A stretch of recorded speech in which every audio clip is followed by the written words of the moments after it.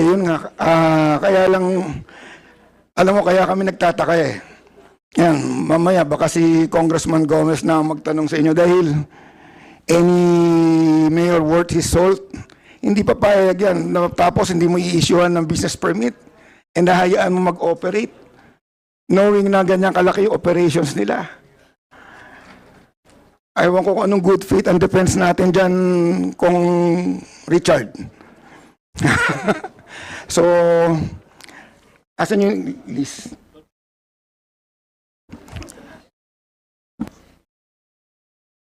Mr. Chair.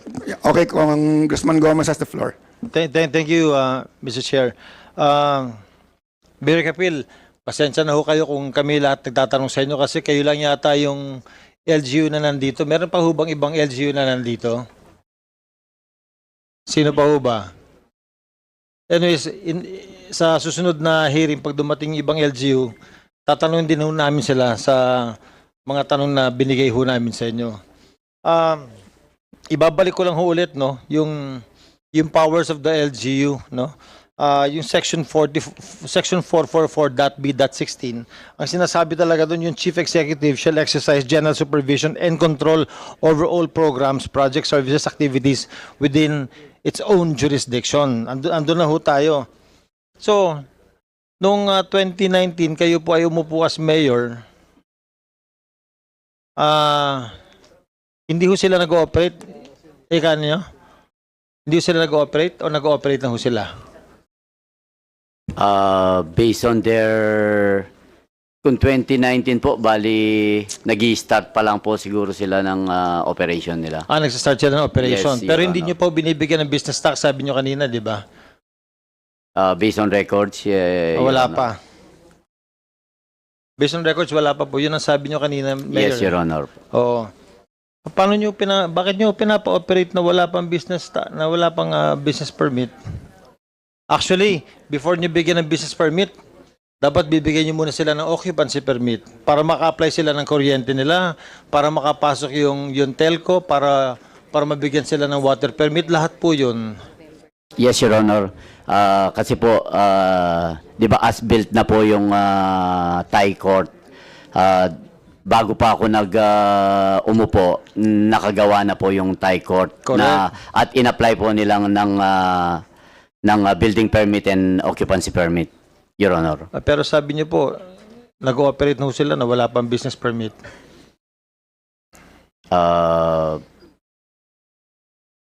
Hindi nyo dapat pinag-ooperate yung isang negosyo. Sorry po talagang sa process lang ho tayo. I'm not pinning you down, but Yes, Your kine-question Honor. lang namin yung processing na ginagawa ninyo. Yes, Your No? Honor. Pangalawa, Mayor, dun sa sinabi ni Attorney Africa at saka sa BPLO na wala silang declared na income, paano nyo na-determine na wala ho silang declared na income? Kasi sinasabi ng PAGCOR, at least nag-average sila ng 3 billion a year. 3 billion a year. Kung ako ang mayor doon, habulin ko yun. Kasi magagamit ko yun para sa munisipyo ko eh.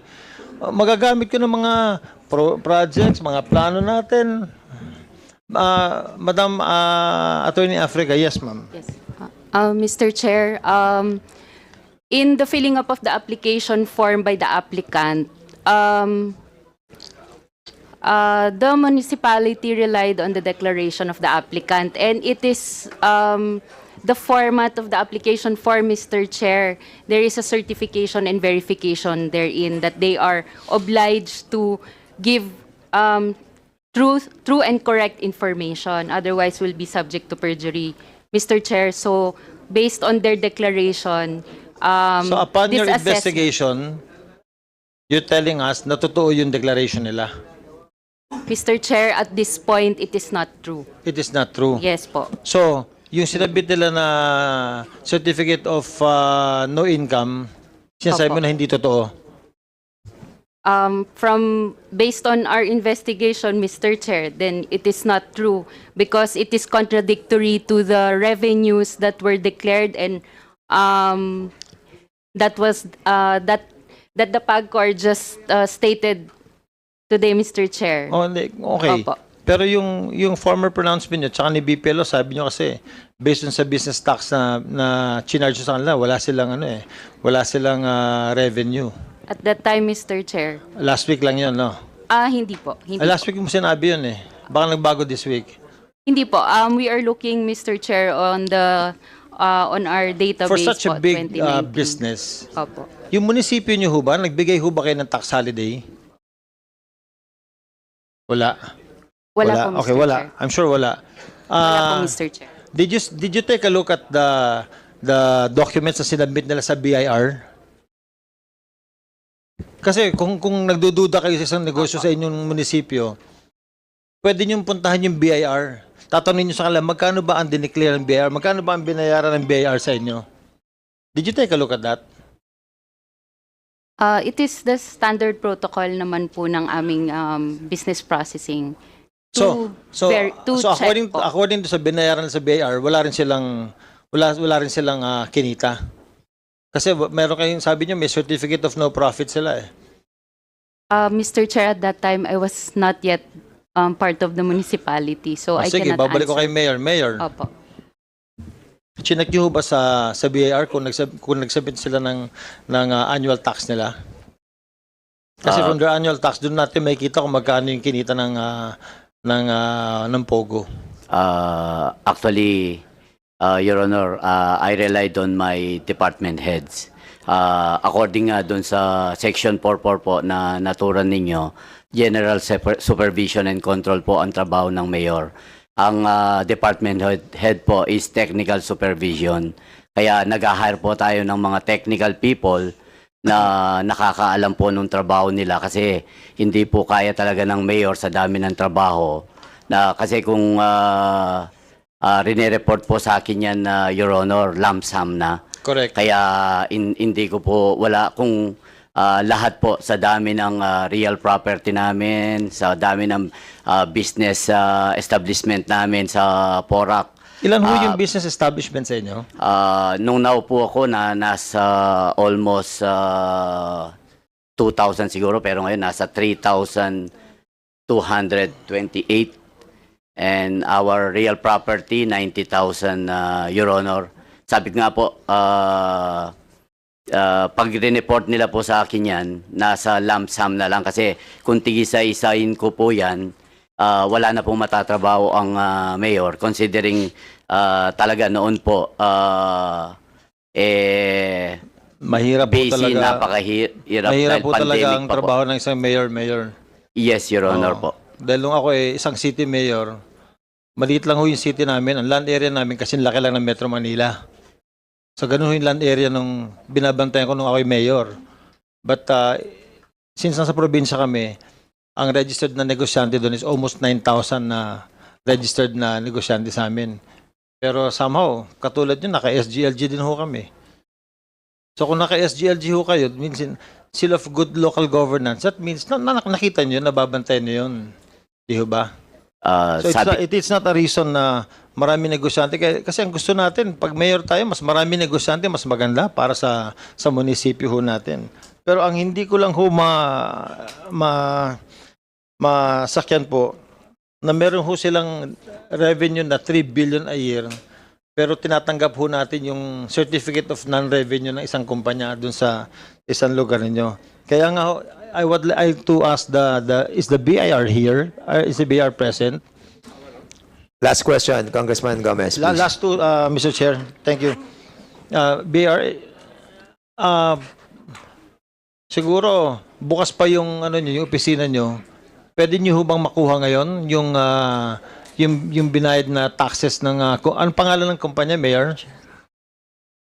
Lucky South 99, Your Honor. Lucky South 99. Is that the registered corporation in your municipality?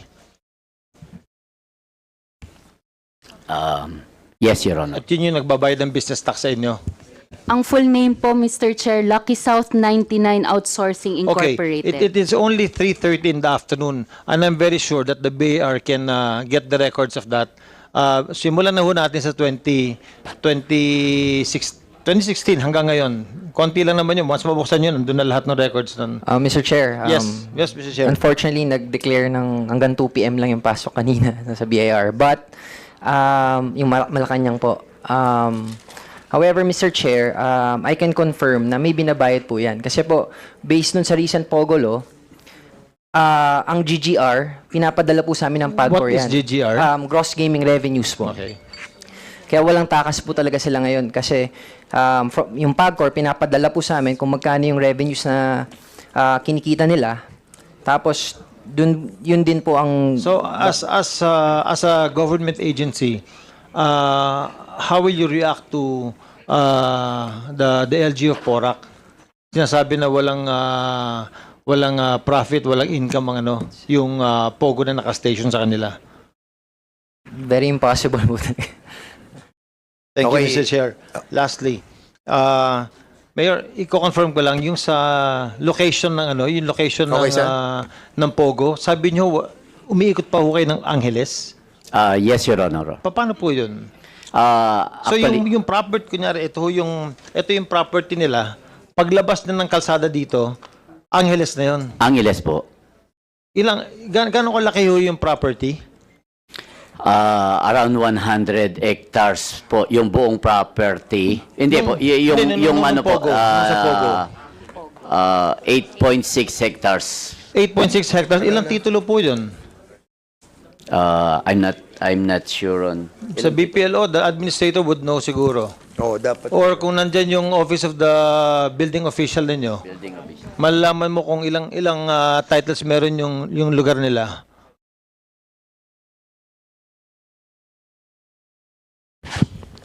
Good afternoon po, Mr. Chair. Based on submitted records po,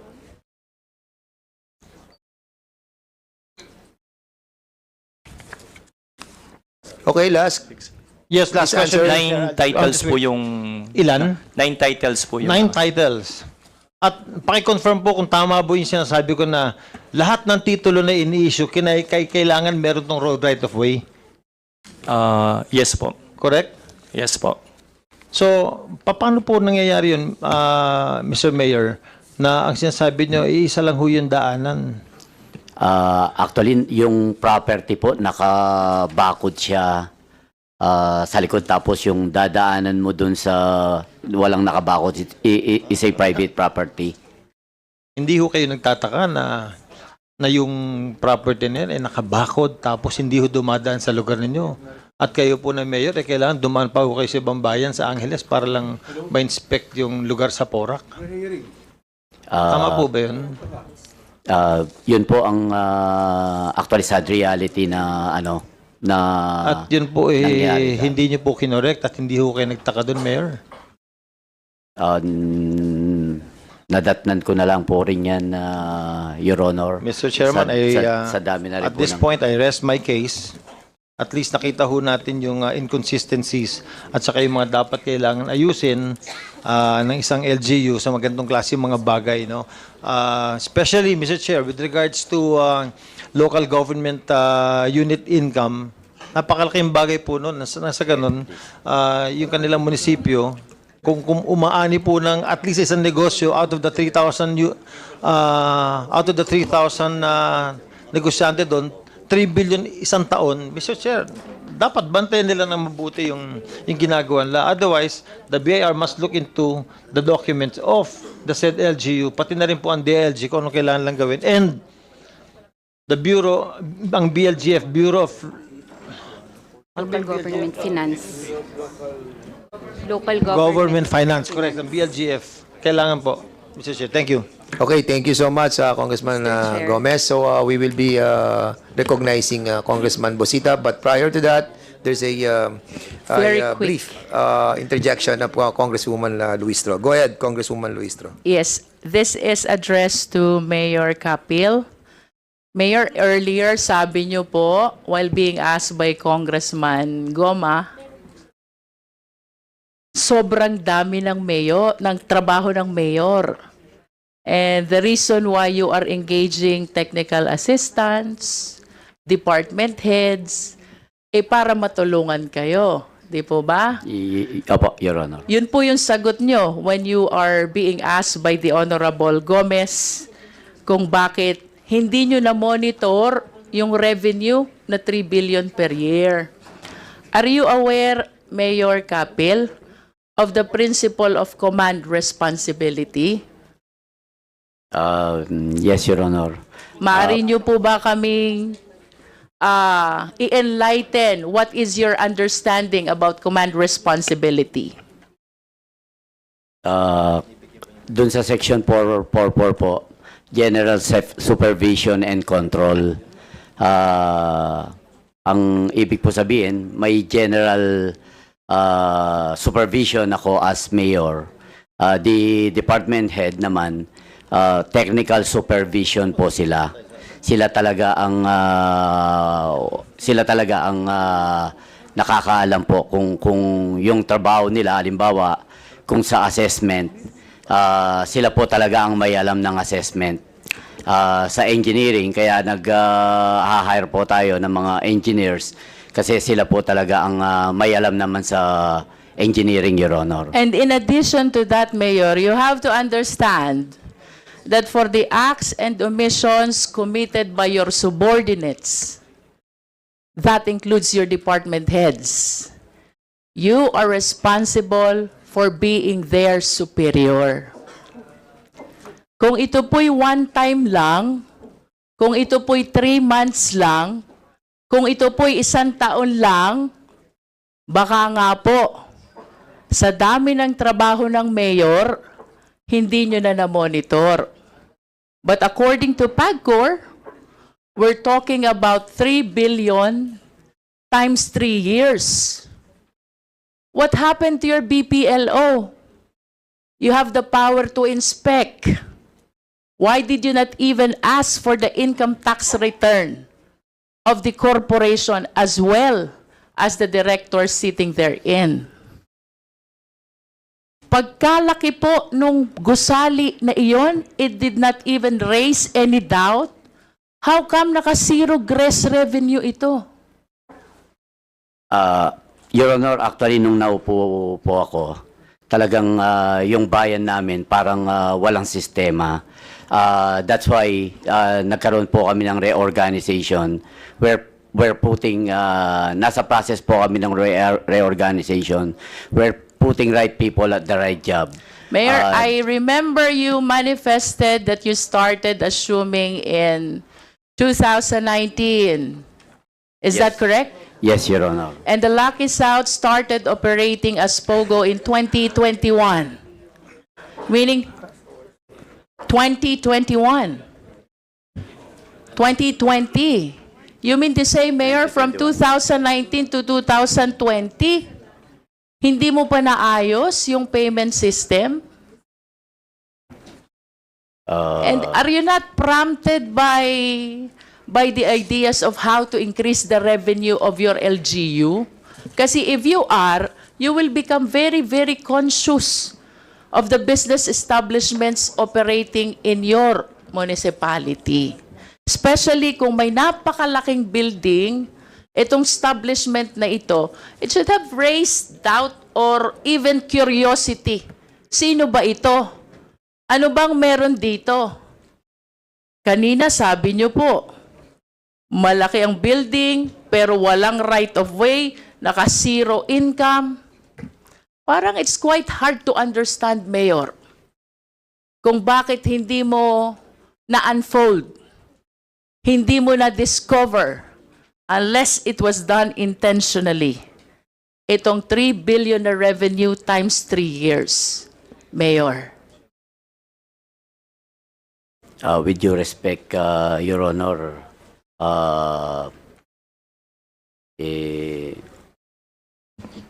in good faith po, well, hindi.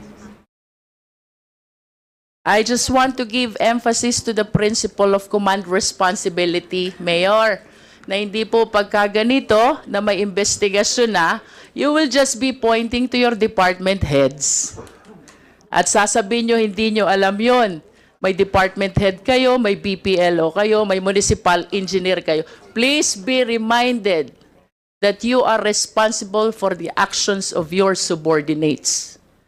If they are guilty of acts or omissions, you are answerable for their acts and omissions. That is command responsibility, Mayor. So please stop pointing at them. Thank you, Mr. Chair. Mr. Mr. Chair. Mr. Oh, Chair. thank you. Mr. Chair. Congressman Bosita, you are... Mr. Yes, Chair. please state your name and your position. Mr. Chair, clarification lang po from the municipality at Yes, the African go ahead, please. Municipal Administrator. Basahin ko lang po, Mr. Chair, yung nire-refer po namin na provision po in Republic Act 11590 po. Sige, go ahead. Yung pong gross gaming tax po, equivalent to 5%, which pertains to POGO entities, Mr. Chair. Ito pong gaming tax po is imposed on POGO establishments. It is in lieu of all other direct and indirect internal revenue taxes and local taxes po with respect to gaming income. So yung POGO po, ang income po na nade-derive po niya is coming from its gaming operations. So, kaya po we are not able to levy local taxes on the POGO. Yun po yung basis namin when Lucky South was began its operation as a POGO, Mr. Chair. Clarification lang po. Salamat. So what we're discussing about is the revenue that is derived from the POGO operation is basically on the taxes, Opo. not the GRR, yung sa gross ng nakukuha nila sa operation. Mr. Chair, our submission is that since it is a They're POGO... claiming exemption on that. Opo. Yes, Mr. Chair. Okay. That's our position. That is your claim in accordance to what you have read. Mr. Chair, yes po, that's correct. Okay. Thank you And po. copy.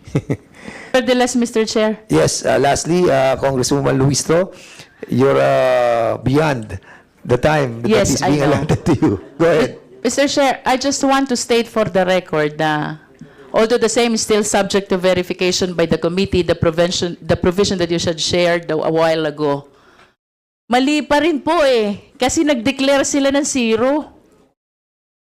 Dapat dineclare nila yung totoong revenue as declared with PAGCOR. And then they claim the exemption. That is, if we will be following the exemption as provided in the provision that you shared.